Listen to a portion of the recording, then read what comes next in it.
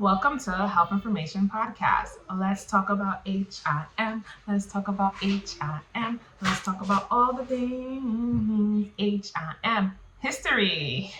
I hope I didn't make anyone's ears bleed, but shout out to Salt and Pepper, hip hop iconic group. All right, so you guessed it. Today's episode is going to be about the history of health information. I know there's a lot of confusion, or a lot of us are just not aware of what HIM exactly is.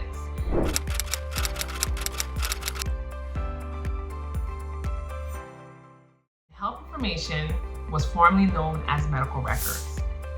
There's numerous reasons why the department and the field itself has changed. We can say, it's the evolution of healthcare, but also technology has played a role. We can't talk about healthcare without HIM. It's deeply intertwined. With its humble beginnings of being a record-keeping department to now being a cornerstone in healthcare. HIM has influenced the medical terminologies, patient safety, as well as how we deliver healthcare to our patients. When we're talking about the medical records, we have to discuss its eras, and there's two types of eras. We're going to be discussing early beginnings and then the modern rise of HIM. And within those eras, they have their subcategories. With the early beginnings, we have pre-modern time, and then we have the 19th century.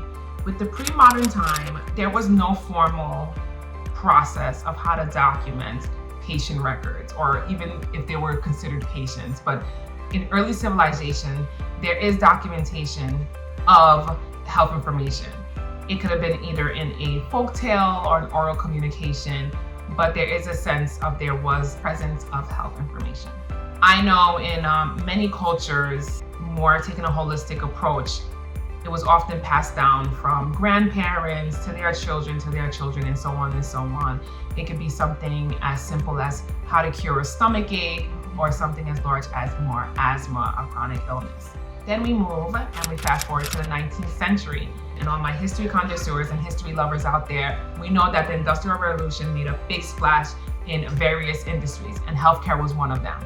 This is when it was established that hospitals need to exist. It is imperative to have record keeping of patients' information as well as medical terminologies, and then using that information to service the community for future research. Now we're moving to the next era, which is the rise of health information. And with that, there are three subcategories. We have the pre-modern time, then we have paper, and then we have the rise of health electronic records. In the 20th century, we have the American College of Surgeons, who recognized there is a purpose and a need to have a standardized medical records process to maintain patient records. So being that they recognized that, the American College of Surgeons in 1928 created the Association of Record Librarians of North America, which we now know as AHIMA, American Health Information Management Association. And I want to say, I want to put a disclaimer out there to those out that want to get into the HIM field, that I strongly advise you to become a member of the AHIMA. You can be a student, you can be a professional, you can sign up for Premier, and even if you're not a non-member, you can still have access to the website. The website has numerous resources, from articles, journals, webinars, continuing educations, which we call in short CEUs, for any professionals out there in coding, Registered Health Information Administrator, RHIA, Registered Health Information Technician, RHIT, CDI, a lot of resources, information that if you need any kind of guidance in your field, you can definitely go to ahima.org. Not the only organization out there, but AHIMA is the primary one that I know when I got into the field in 2011, guided me into finding programs. You can also go to the CAHAM website. CAHAM stands for the Commission Accreditation of Health Information and Informatics.org. And you can find programs from your associates, bachelors, masters, and even then it's accredited colleges, because CAHAM ensures that the colleges are accredited in health information as well as informatics. They also provide filters for online as well as on-site courses, because we know that there is various people in different stages of their lives that those options are imperative in making a definitive decision whether to continue education. And then the next era would be paper-based, which I am allergic to. I am severely allergic to paper. And I know there's no way of going about it or around it. You're always going to touch some kind of documentation. With the paper environment that exists, you have to consider storage. You actually have to consider retrieval, maintaining storage, as well as sharing. And this is one of the challenges with a paper document. So I just want to give you guys an imagery of working in the paper-based facility. A patient is discharged. How would we track if a patient is discharged, or how would we know? We would print out the patient discharge list or census. In other facilities, it may be called the ADT, which stands for Admission, Discharge, and Transfer census. You will print that out, and that is how you would know from each unit what patient was discharged. So then you'll have to have an employee, an HIM representative, go to the floors or the units to retrieve those charts. Oftentimes, you can get 100% of the charts from a unit, or there are times that you only receive maybe 80, 90, maybe 50% of the charts that were discharged the prior day. Sometimes the charts were often in provider's office for review, so we're not retrieving the charts in a timely manner.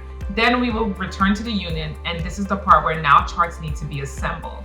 And when you assemble the charts, you're essentially creating a folder that is placing all the paper documents into it in a centralized location. Now with that, you have to also keep track of the chart. So you need a chart tracking system.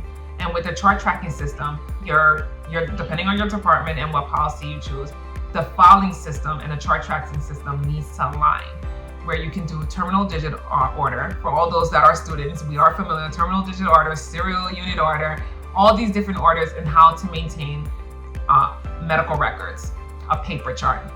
After assembling, then it would then go to the next process, which is analyzing the chart. And when you're analyzing the chart, you're essentially looking to see if the chart is complete. Chart analysis, assembling, and even later on when we get into scanning, indexing, they're all part of an umbrella called chart completion. The goal is to ensure we have a complete chart. So now we're looking to see if there's missing operative notes, progress notes, discharge summary, even patient's consent. We just want to ensure that we have a complete record. Once that it is identified that the chart is incomplete, which means that it's deficient. And if it's deficient, providers do have about 30 days to complete the record, but then after the 31st day, it does become delinquent. And as we know, Joint Commission, the state would prefer you have a complete chart prior or 30 days after patient is discharged. But there are some documents that need to be completed immediately, such as HMP, consults. Those documents need to be completed within 24 hours. So we want to ensure that we're always abiding by the regulations. After it's analyzed, then it can go to the coding team. The coding team can then abstract the information needed to code the chart properly, then drop the bill. And then after that, if the chart is fully completed, then we will send it to the file room.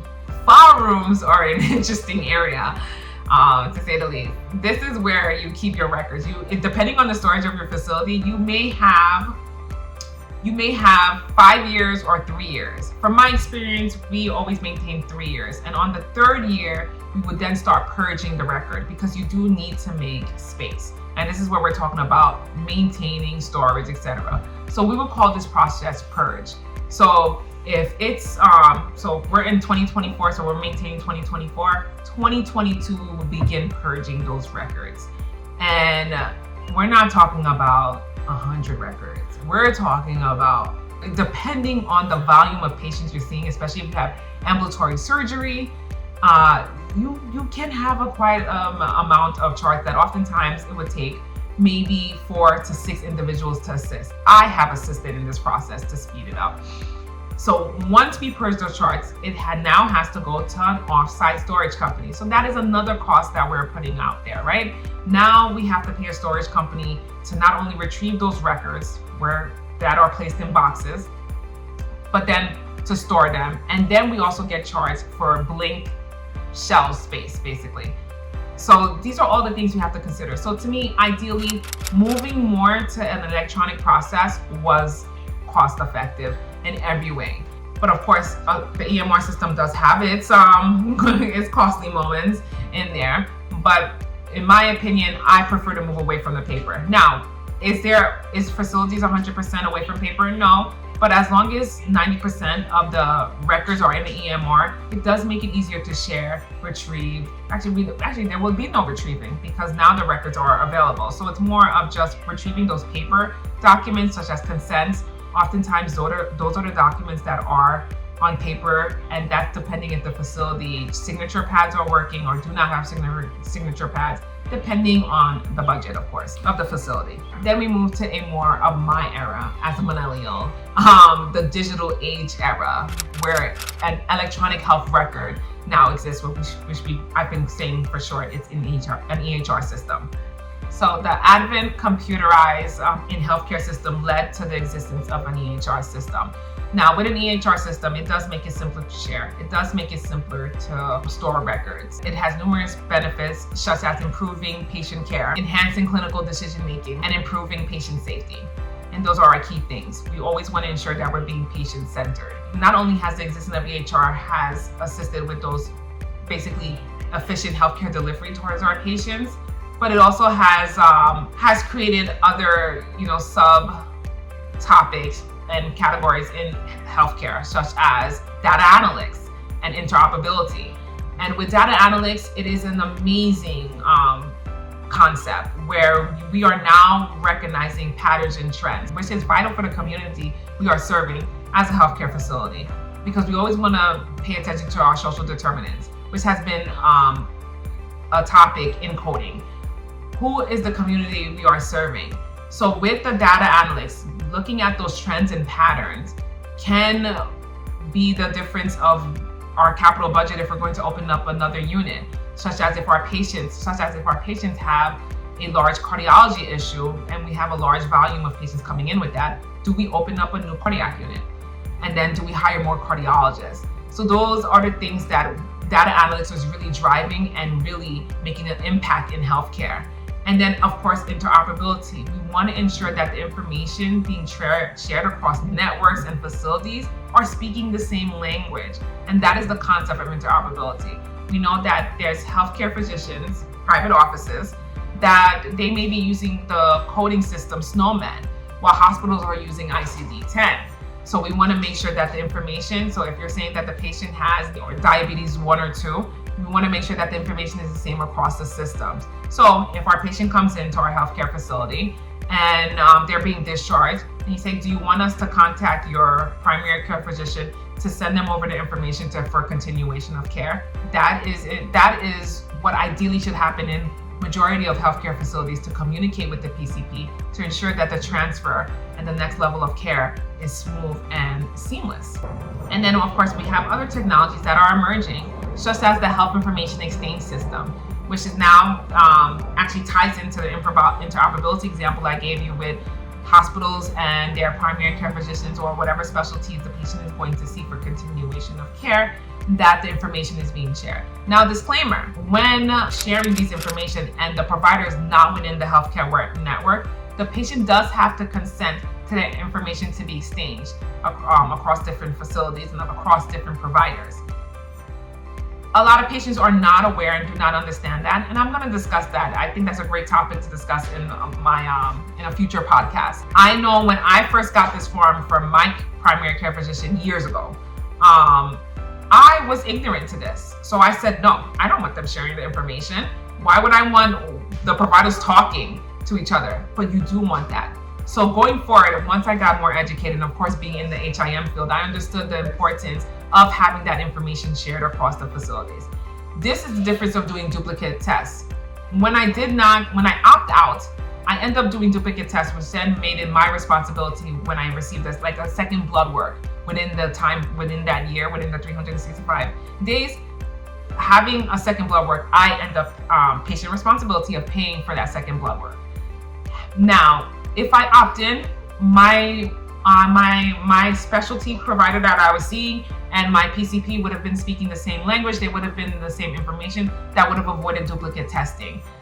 So those are one of the things that I learned from. So I want to make sure that we understand that having a health information exchange and opting into having that information shared is very, very useful and very vital and very helpful. So it's something that we need to be more aware and educated. And it's part of healthcare literacy, essentially. And then we also have other emerging technology systems in the modern HIM, where we have the hot topic, artificial intelligence. We've been hearing artificial intelligence for celebrities and singing and all that, but also artificial intelligence is being used in healthcare as well.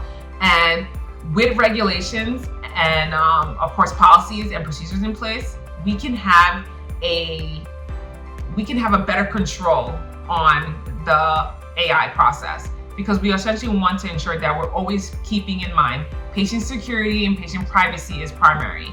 HIPAA is out there, and one of the things that HIPAA, yes, when the electronic record came about and the HITECH Act and all these other acts came, the whole premises is that HIPAA was of course on the forefront of ensuring that the patient's privacy and security and confidentiality is always in the forefront when we're moving into a new process. So same as the AI process, we want to ensure that we're keeping documents secure. Machine learning, and then we have blockchain in healthcare. These are all technologies that are making a big splash.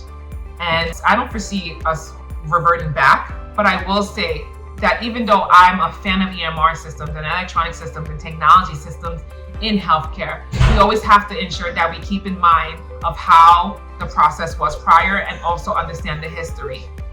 One of the things that happened in the tri-state area in New York, primarily in New York, and I think I'm not sure if the tri-state area was affected, but I know in New York, in July, Microsoft had an upgrade, and it did not only affect individual personal computers, but it also affected a lot of our hospitals' electronic health record. We couldn't log in.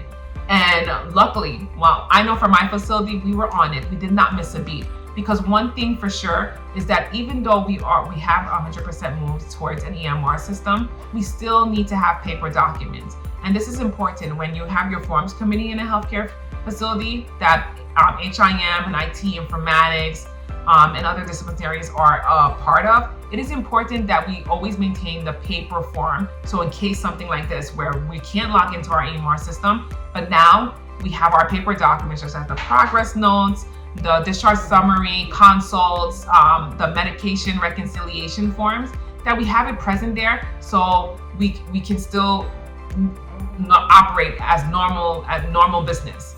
So of course my team have to then upload those records, and we did eventually upload it in a time, what I consider timely, because usually it takes longer to upload a record, but we're talking about an entire day worth of medical records. So within 24 hours, we were back up and running, thankfully. And other facilities said they were up and running by the end of business day. So we always want to maintain our paper forms and ensure that we still understand that paper documents does not need to be used 100%, but we still need to have it as a backup plan. So with the existence of technology systems, it has assist with automating tasks, improving data quality, and enhancing patient privacy and security. Today's health information professionals play a vital role in ensuring the accuracy, completeness, security of patient health information. We also help in assisting with clinical decision support, improving healthcare quality, and advancing medical research. So if there's any topics that you want me to discuss, please go to my IG or my TikTok, Balance Health Information Podcast. In short, it's Balance HI Podcast. Any questions, any topics, and hopefully we can do a live and we can just basically discuss any of technology systems, or even go back to like how it was before technology existed. I know there's people that prefer paper, and I would love to hear from you guys. So let's talk about it. Thank you.